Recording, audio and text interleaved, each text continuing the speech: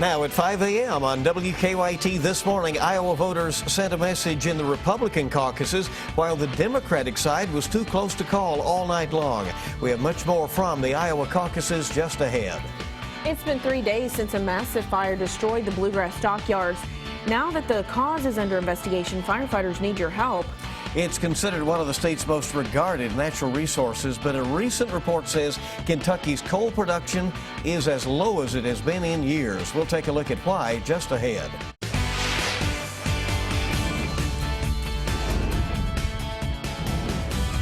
This is WKYT This Morning. Good morning, welcome into you. I'm Rebecca Smith. And I'm Bill Bryant, and we're glad you're with us here on Tuesday, February 2nd, Groundhog Day. That's the fun part of the weather picture today. But then later on, something pretty serious. We'll be watching for potentially severe weather. Yeah, let's get the latest, Micah. Yeah, we're going to be watching that very closely off into the night. So it's going to be a long ways from now. Not even, I mean, you're still talking about 18 hours before we actually see those storms move on in, but we're just here to keep you updated. As always, first alert severe weather day. Clouds out and about, staying dry. The system's well back toward the west. It's going to take some time to get here. That warm front right through here, so we'll see that move northbound, and it'll grab those warmer temperatures, move it along with it. 38 degrees right now in Lexington. We're 45 in Somerset, 46 Monticello. So here comes that warmer air. By the afternoon, trust me on this, you'll absolutely love it. Upper 60s to around 70 degrees. And much of your day, daylight hours look dry. But evening and night, that's when those storms move on in. I'm going to show you hour-by-hour forecasts coming up in just about 10 minutes. Okay, thank you. Well, Senator Ted Cruz walked away the winner in Iowa last night. Cruz's victory over front-runner Donald Trump was propelled by Republican caucus goers who said that they wanted a candidate who shared their values. But the Democratic nominee was not a clear cut for Iowa voters. A very, very close race. The numbers between Hillary Clinton and Senator Bernie Sanders were too close to call all night long. With 99% of the precincts reported in Iowa, it's basically a draw between the two. We have much more from last night's Iowa caucuses coming up in just a bit. Lexington firefighters say they don't have reason to believe that the fire that destroyed the bluegrass stockyards was set on purpose. But while investigators continue to search the massive site, fire officials now asking for help. WKYT's Mark Barber joins us now with more on how we can do that in the investigation. Good morning, Rebecca. And I think it's important to stress again that firefighters do not have any reason at this time to think that this fire is a case of arson.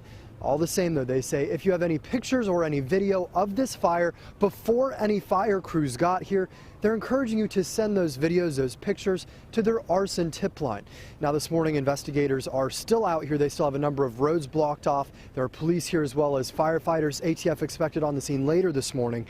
Now, investigators still do not know how or where this fire started, so they're asking for your help, hoping new pictures or video will help them figure out where the fire started. Saturday's massive 3-alarm fire at the bluegrass stockyards destroyed the large property, killing 49 cows.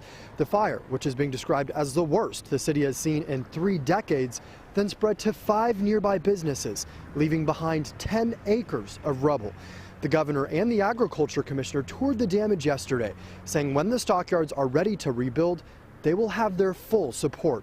But before crews can start clearing away the damage and really even start thinking about rebuilding, firefighters have to finish their investigation. So again, if you have any pictures, any video of this fire before any fire crews got here, you're encouraged to send them to the arson tip line. That email address is arsontips@lexingtonky.gov.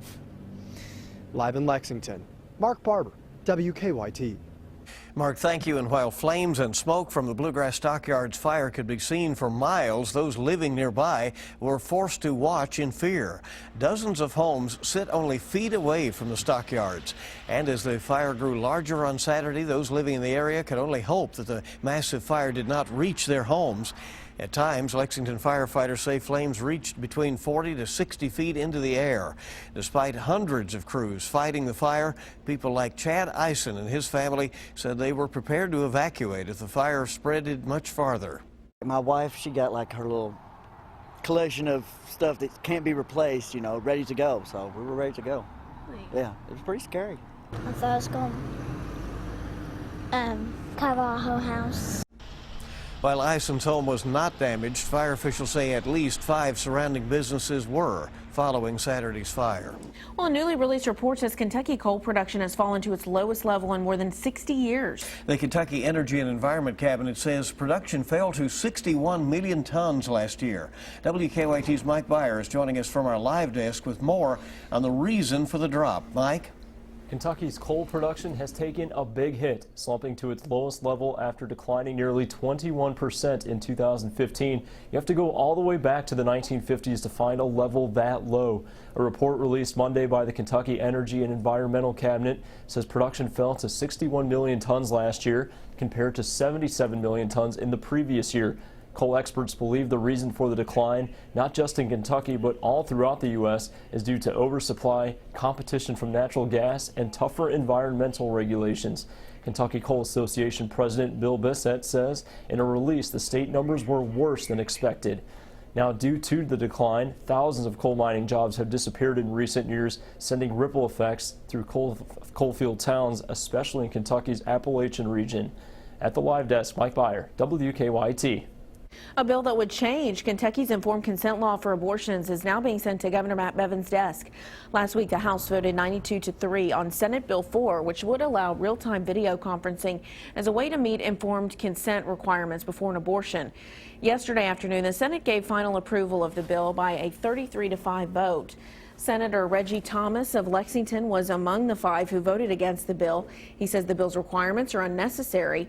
Despite Senator Thomas's disapproval, Senate President Robert Stivers said he's confident the governor will sign the bill into law.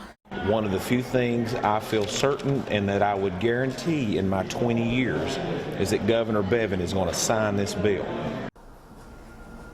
The ACLU of Kentucky said in a statement that Governor Bevin, quote, would be wise to veto the bill. However, a spokesperson for the governor told our partners at the Herald Leader that the governor will sign it.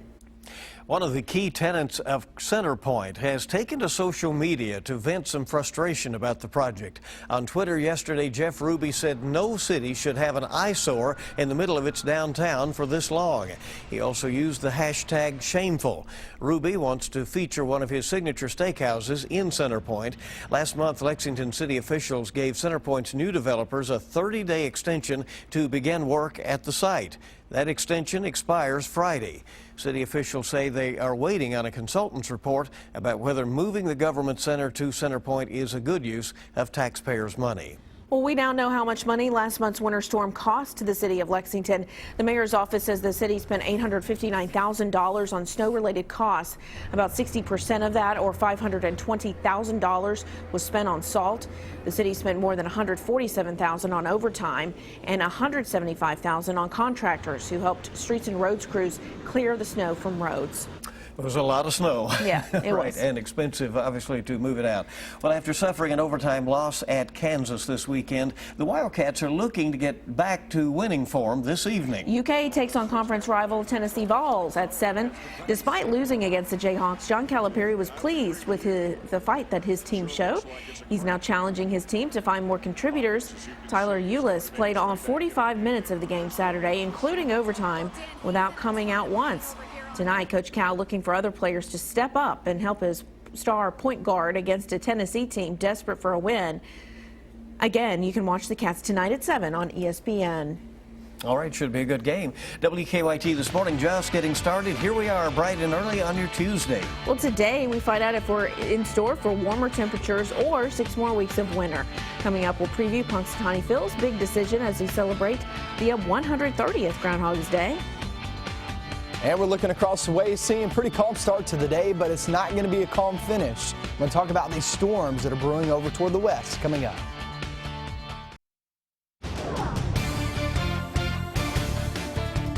We have a wind advisory in effect for much of our region, much of the forecast area, except for the far northern zones. Remember, that's from another National Weather Service up in making your way up into Ohio. So we'll see if they jump on board with everybody else. But like I always say, the wind doesn't stop with this county and just jump off into that county and say, yeah, I just kind of want to quit.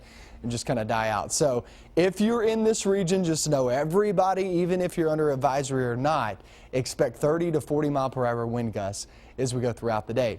Look what that's going to do. Okay, that's coming in from the south and southwest. There are the 40s down south. That front's trying to extend northbound, and you'll really see those temperatures increase very rapidly. 38 now in Lexington. I would expect these temperatures to actually rise the next couple of hours as opposed to just falling like we typically see. Because once we hit the afternoon, right around 70 degrees, it's a really nice feel in the air. You'll absolutely love the daylight hours. But then we get off into the evening and night, anywhere from 8 to about 12 a.m. So 8 to midnight is when you can expect those storms to move on in. I'd say around here in Lexington, we're roughly midnight, and then you go overnight and into tomorrow morning, still holding on to those storms in the far east and southeastern areas. Much of that over toward the far east is just going to be your garden variety thunderstorms, the isolated threat at severe weather. I would say the severe chance is really I-75 and back toward the west. That's your best opportunity. Look at 4 p.m. We're at upper 60s to around 70 degrees. That is an extremely nice feel. You could have a couple of rumbles before the sun sets, but the severe weather threat comes later on in the evening off into the night. There's 9 p.m. and it's around the I-65 corridor. You go off into just before midnight, you're talking about the I-75 corridor. This right here is the opportunity for severe weather. That is your best bet anywhere from 8 p.m. to midnight. That is your best chance at actually picking up severe storms. And right through this region too, going from, say, Covington down 75 through Lexington, all the way to Richmond and London, and then back toward the west. Any areas west of Lexington, that's Frankfort, Lawrenceburg, Danville, yeah, you're going to have the best opportunity at actually picking up some severe storms. Look at those storms really picking up just after midnight. And then it turns mainly into a lot of lightning, very heavy downpours for the east. Still that isolated severe chance over for the far east, you guys. By 7, 8 a.m., it's long gone. Severe weather threats, high winds going to be your main player. Tornadic activity is very, very low. We just can't rule it out. And then you're looking for flooding. That's low as well. However, we're seeing some zones pick up 1.5 inches to about 2 inches of rain. And that's something to really watch out for as we go throughout the night and into tomorrow morning. Once we get past those 2 days, today and tomorrow, Thursday, Friday, Saturday, Sunday look dry. And they'll actually get a little bit better in the 40s as we head toward the weekend. That's good. And then cold again next week. And then cold again next week. If you keep peeping on down the pike there. All right, thank you, Mike. It is 5:15 now. On that subject is Groundhog Day, of course, which means all eyes will be on Punxsutawney, Pennsylvania this morning.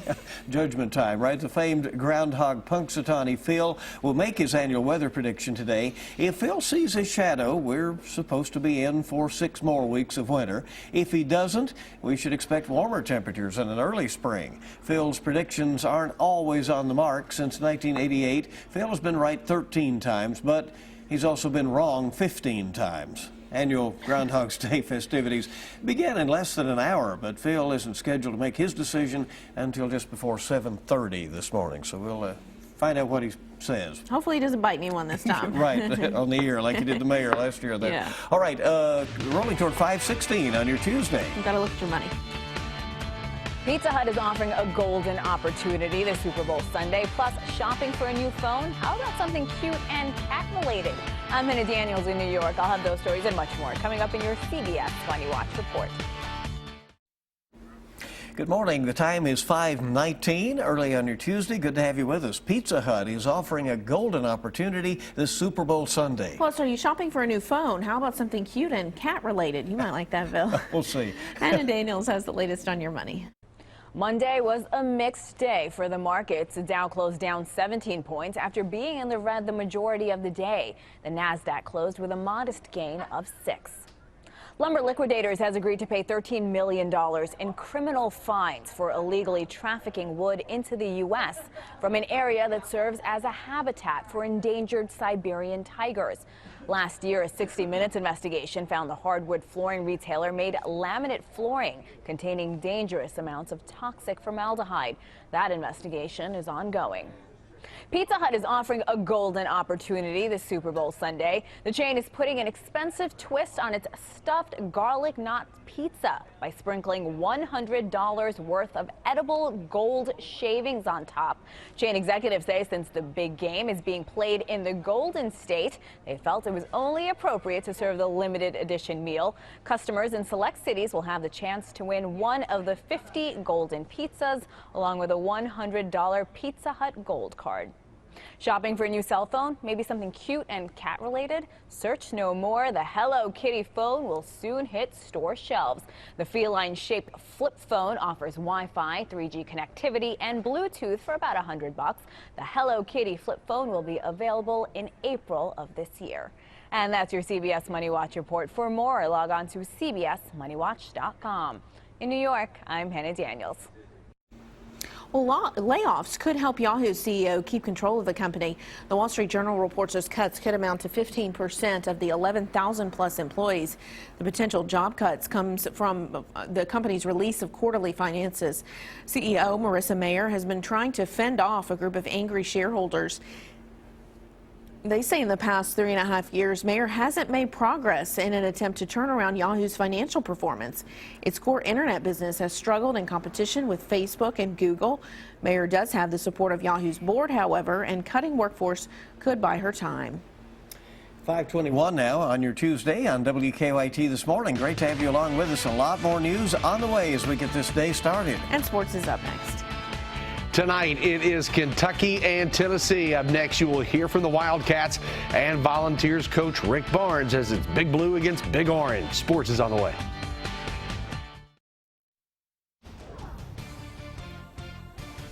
Slowly but surely, those temperatures are rising pretty rapidly. I would say Lexington will finish off basically where we are. We actually get a little bit warmer as we go through time because here comes a warm front extending northbound from the southern zones. We're already in the 40s, mid-40s.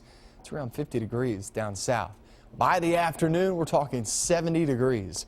You talk about a beautiful day in store. This is going to be an amazing day in store with very gusty winds, but off into the evening and night, that's when the storms move on in, especially late into the night when a lot of people are asleep. We're going to be breaking that down coming up in their full forecast just about 10 minutes. Let's check out sports, see what's going on.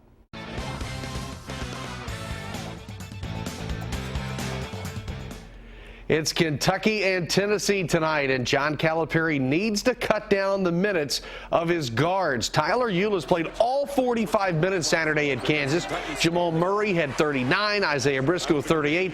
Briscoe even cramped up at one point, and at a point, fatigue does become a factor.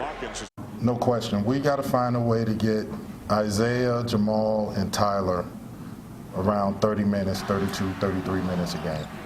Some kind of way. They can't go in and play all 40 minutes, and if they could, they'd be like non-human and to be able to play that. But definitely need somebody off the bench to find a role and come in and give off good minutes off the bench. Obviously, one solution, more minutes from Dominique Hawkins now that he's back. Another would be moving Derek Willis from the power forward spot to a small forward. Yeah, they might bump me down to the 3 position, so that could be a thing. I don't know, I'm just trying to be prepared for that. I think it's more of like changing my mindset again to guard the 3 now. Just want to contribute to the team any way I can, and if it's at the 3 position, that's fine. Wherever else, it don't matter. Now, Tennessee is just 10-11 in Rick Barnes' first season and coming off back-to-back losses to Alabama and TCU. Like Calipari, Barnes is still trying to figure out his team, and he said yesterday the Wildcats are a team that's greatly improving.